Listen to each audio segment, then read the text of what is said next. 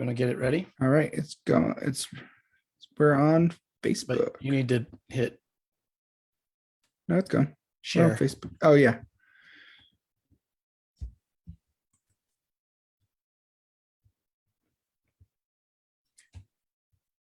Hello, everybody, and welcome to Smart with Your Money Live. My name is Chase Peckham. I am the Director of Community Outreach and Education at the San Diego Financial Literacy Center, the education arm of DebtWave Credit Counseling. And as always, I am here with my cohort, Felipe Aravallo. And today, Phil, we have some lighthearted conversations a lot of times, topics. We can be a little funny here and there. But today's topic, there's just nothing funny or humorous about it. And it can take on so many different lives and trees and branches as far as what would be considered financial and economic abuse. It is. And normally I try and keep these lighthearted. I got gifts, I got all that fun stuff, but this one just didn't feel that way. Doesn't resonate, that does it? No, a different type of presentation, but it's great information and it's definitely worth listening to. A little bit less fun and anecdotes, but definitely some useful information here. Financial and economic abuse signs, how to recognize them, what are they? First, there are resources available if a lot of times financial abuse is linked to domestic violence. If you are experiencing or someone who's experiencing some kind of domestic violence, there is help available. There's the National Domestic Violence Hotline. There's a number, there's the website, and you can text. There are resources out there. Please take advantage of them if that applies to you.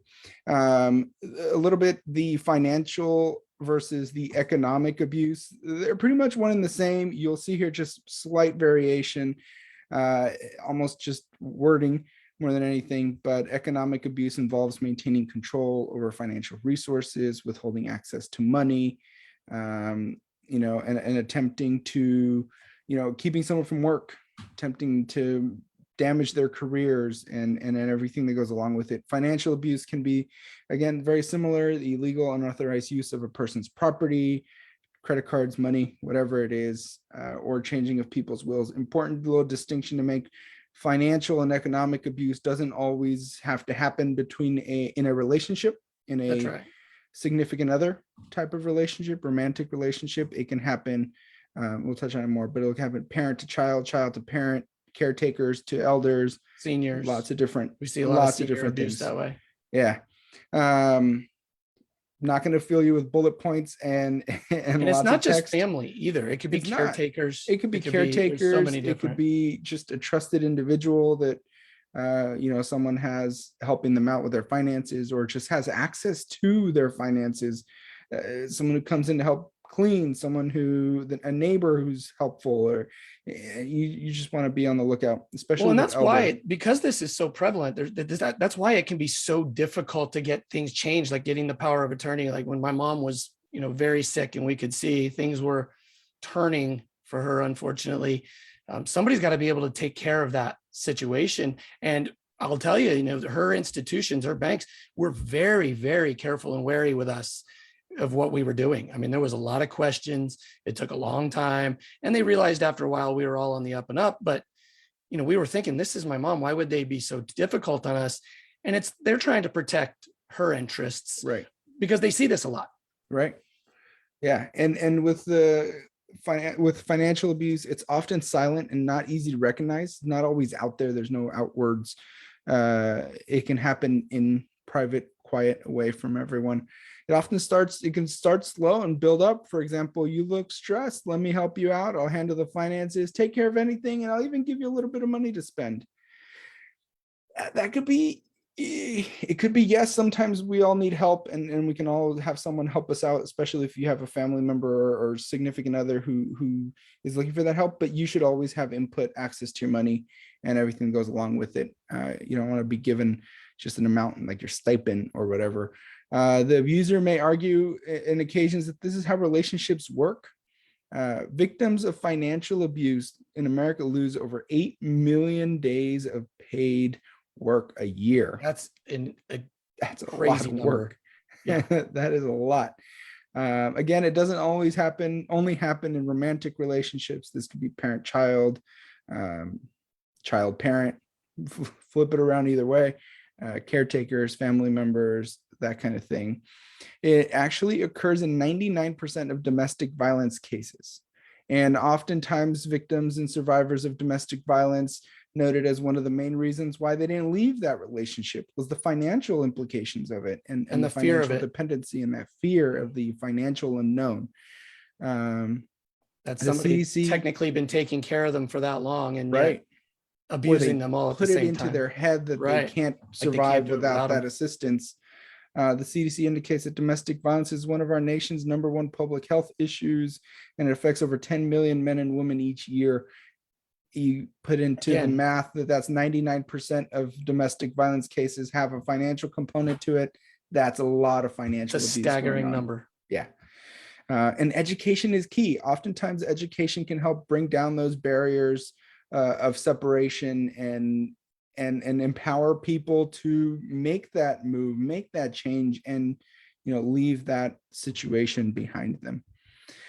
This is from the Pennsylvania Coalition Against Domestic Violence. The effects of financial abuse on domestic violence victims, 59% said their credit was harmed by their abuser. 70% were not able to have a job, and 53% had a job but lost it because of their abuser's actions. And this can go anything from just flat out, you can't go to work, to restricting access to a vehicle, to not showing up when it's their time to hang out or watch the kids, making them late all the time, calling them, bugging them, showing up, getting them in trouble, that kind of thing. So it's prevalent in there. There are some very significant damage or significant repercussions to it, to the person going through it. So warning signs, what to look for. You or someone you love could be experiencing financial abuse if some of the following apply. So it doesn't necessarily mean that it's happening, or that it's maybe even the person who's doing the financial abuse is doing it maliciously. They might not be doing it unwillingly. They may be doing it as a cultural thing, or something that, maybe that's how they saw it happening as they were growing up. It can be a culture difference. So they may not be maliciously doing it. And sometimes maybe a conversation is all that it takes to change. But you definitely want to at least start with that conversation. This person gives you allowances or budgets without your input. We're all about budgets. We're all about putting budget restrictions on each other, but you should be involved in the conversation when putting yourself on a budget. We're all about a lot of these things, but if it's got to be a two-way street where you can say, yeah, okay, this is my money for golf. This is my money for nails, hair, whatever it is. But if you're part of the conversation and then you stick to your budget and everyone's sticking to their budget, that's good. The problem is when someone gives you an allowance or gives you a budget that you have to follow, that could be a sign of financial. It's interesting. It made me think back to my growing up when we were going through some building this out. And when I was growing up, my father was, he was employed. My mom was a stay-at-home mom. And my dad used to pay my mom a salary. Basically, he would say, okay, we're always pretending, even though I work, your mom, obviously, even though she stays home, she's got a job. That's a hard deal. And so they would negotiate. So I found that out later. He's like, oh yeah, your mom would push for raises and we would discuss why. And then I would be like, okay, yeah. He's like, she never didn't get a raise she didn't ask for. So I'm like, well, okay. Cause I wondered if that would be considered, but it was also in the 70s. It's just a whole different world. She was like, I got to deal with Chase and his brother. Heck yeah. I'm going to need a raise. Those guys are being difficult. Or they require you to always report back what you spend or spend money without your knowledge. Now, this isn't, I was at the golf tournament all day Monday, and Sarah went and got Thai food. That's not what we're talking about here. I spent some money at the Travis Matthew trailer and didn't tell Carrie. Right. And that's not, I don't think, the situation that we're now. If you'd have gone and spent like a ton of money at the Travis Matthew, then maybe, but it's something where that's not what we mean. And you don't want to have to be, hey, I stopped at Starbucks today. You see, you got your office partner back there. Yeah. Bugging me. But so, and it's okay to track your expenses, and you can track to track your expenses efficiently. It's got to be done as a team. This is when it's more like of a requirement, like, oh, I see that it doesn't match up perfectly. Where'd this money go? Where'd that money go? And each relationship is different. You know, you may like tracking your expenses. If they're tracking their expenses too, because you're trying to get a better grasp of your finances, That's what we that's teach them to okay. do. That's what we teach people to do. It's when it's forced upon you, and it's used as a method of controlling, or if they're out there spending large amounts of money. Like if your Right. significant other shows up with a brand new car, that's probably a conversation. Not a good idea. Had. No, Right. exactly. Pressure to stop working or sabotaging career or limiting education opportunities, job training opportunities, and things like that. For whatever reason. Yeah, now, if one person's mental, that's got to be some serious mental abuse as well. Right. Just not kind of power over them, control. Right. You don't want to do that, or you're not worth that, or you can't possibly do that. That can be. There's a lot of psychological multiple aspects levels that go along with this. It's a very multi-level, there's more involved. It's not just the finances. That's just a component of the other things that are going on potentially. So, I mean, unless one person's just making a whole lot more money and they can afford the finances, and the other individual, you know, unless that comes to an agreement that this is how it's going to be. But that's what makes this so difficult, Phil, is there's no way, you know, they don't just strikingly show themselves. It's little things over a period of time that you might see. And it's not just about, you know, we've heard the argument sometimes. We've heard the arguments. Well, after you add in childcare for having to go to work, then you just break even, or you're not making that much more. And yeah, that's the case. But there's more to it than just the salary. If you're away from the workforce for 10 years because you're raising kids, you've missed out on opportunities of growth. You've missed out on retirement account contributions, contributing to Social Security, and everything else that goes along with it. Absolutely. It's not just about the salary. State of mind. Being in it. Some people are just that way. Yeah. So again, case by case, doesn't necessarily mean that you know someone who's a stay-at-home parent.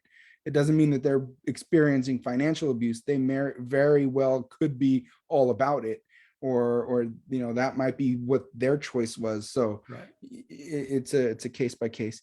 If they feel entitled to your things and or money, yeah, it's my car. I'll take it when I want to.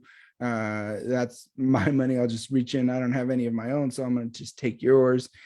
That could be a warning sign. And some of these things you can pick up on in relationships early on, before marriage. As you're dating someone, all of a sudden, you know, they take control of your car, or all of a sudden, you know, hey, I took, where's my car? Oh, I needed it. I took it. Yeah. You know, that kind of thing. Or making themselves feel very comfortable within that relationship and decision making. Right. And it's something where they're like, oh, I can't find my credit card. Oh, I've been holding on to it for the last week. You know, that kind of thing. That could be signs of it early on in a relationship, before it even before marriage or something like that. Yeah, so been in that relationship. and I don't think people see it all the time until you're out of it, or someone kind of points it out, or eventually it gets to a point where you're like, oh wow, and you hope you realize it before you get to the point where it's going to be so much harder, because it's difficult. And Felipe froze, so, or at least I hope Felipe froze and it's not me. We don't know. But that's definitely a little bit of a glitch. Okay, so I'm still going, and unfortunately, I don't have control of the presentation. So Felipe is, hopefully we will get him back here very quickly. But the important thing to remember is that all of this, when it comes to financial abuse, we mentioned it earlier, it's very difficult, but it is worth a conversation. If you feel like there are things that are going on that might look a little fishy, that's something that you want to try to have a discussion about. And if it's not met with understanding, then there possibly is a problem. So that is something you definitely want to do. When I realized that, thank goodness it happened before I got married, realized that she was just taking and taking and taking, and she just felt like I owed it to her. That was something that didn't seem right. So that is something that you need to, hey, welcome back. You are back, but you are muted. So that is something else there we go. I'm back and I have audio. Look at And that. you have audio. Welcome back to the 21st century. So it is something where, having that complete control over the household finances. Like right now, I can't just call the cable company and switch from one internet provider to another. That doesn't mean I'm not going over to my wife to the next room as soon as this is over and having that conversation with my wife about switching internet providers. Because you do not have control of your internet right now. Oh, and he's gone again.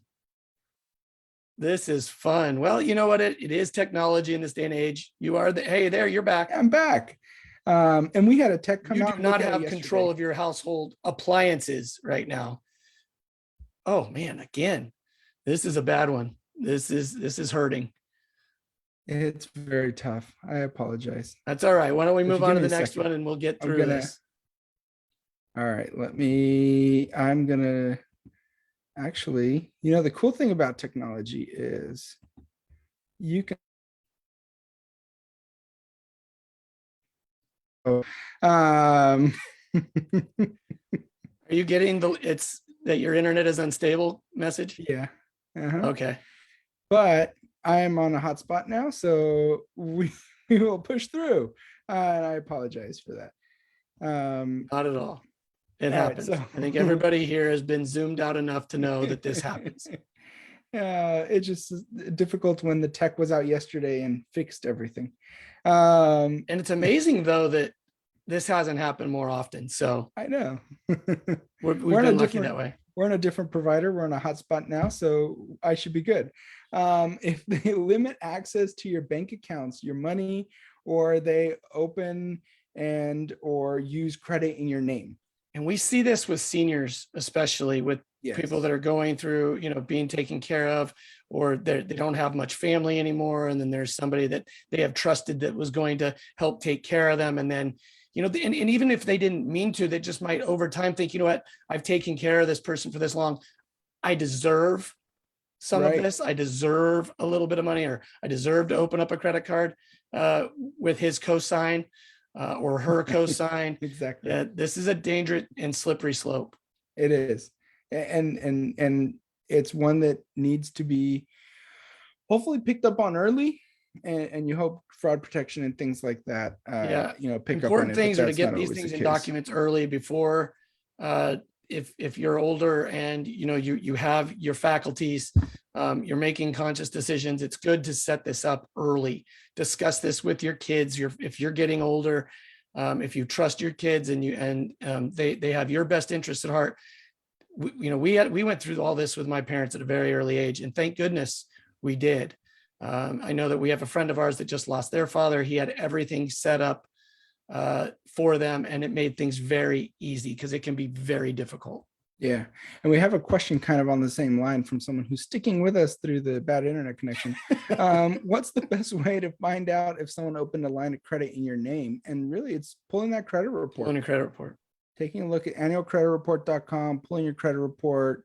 Right now, you can pull your credit report for each of the 3 bureaus once a week. Normally, it's once a year.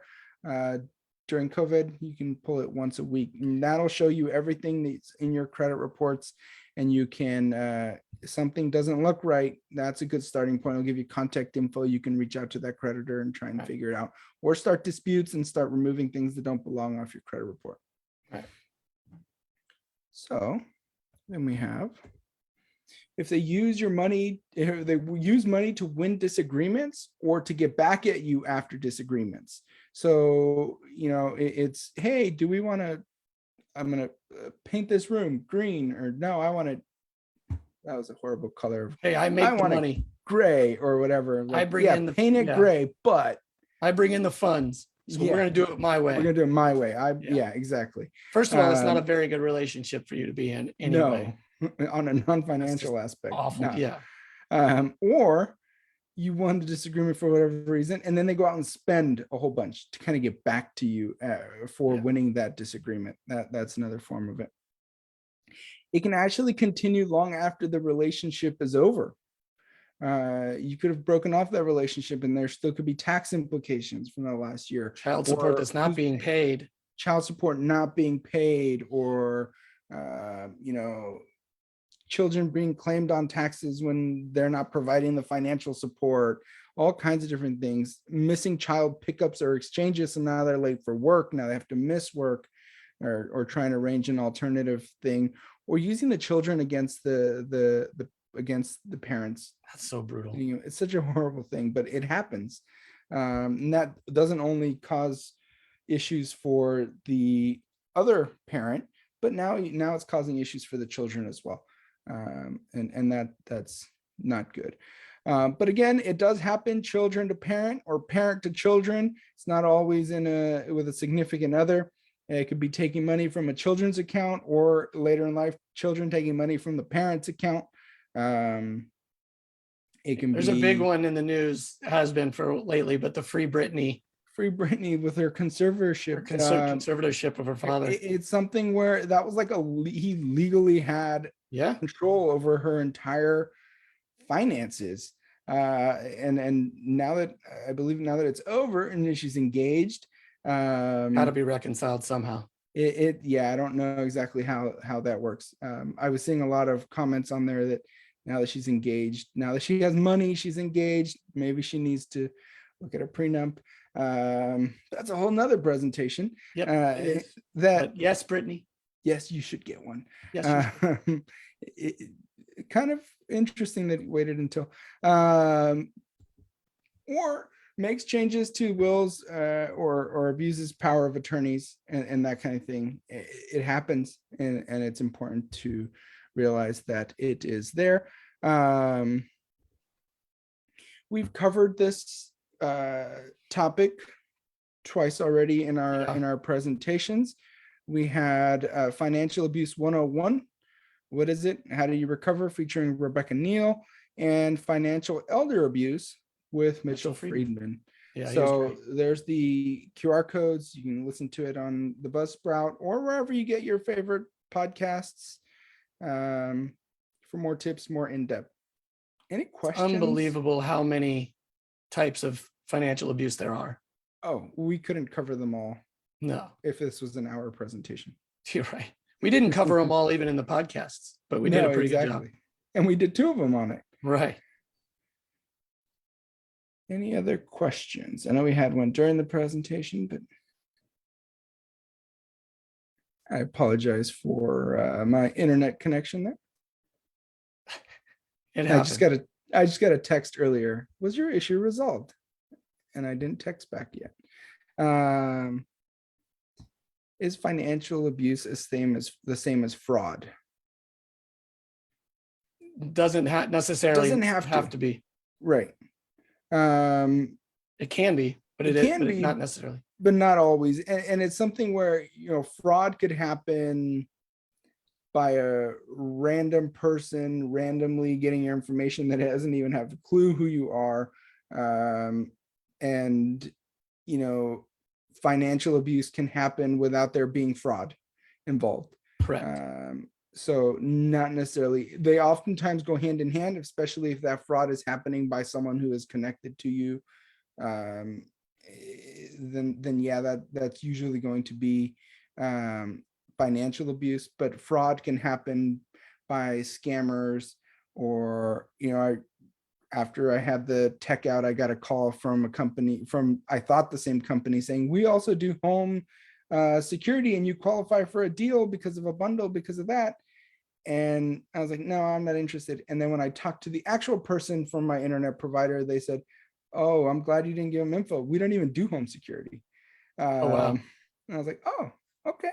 Well, I'm glad I didn't take the other guy up on his offer. Now that would have been fraud. So that could have caused me to fall victim to fraud. And if I'd have just been like, oh, okay, cool. Yeah, that sounds great. So it doesn't necessarily always go for both. Any other questions?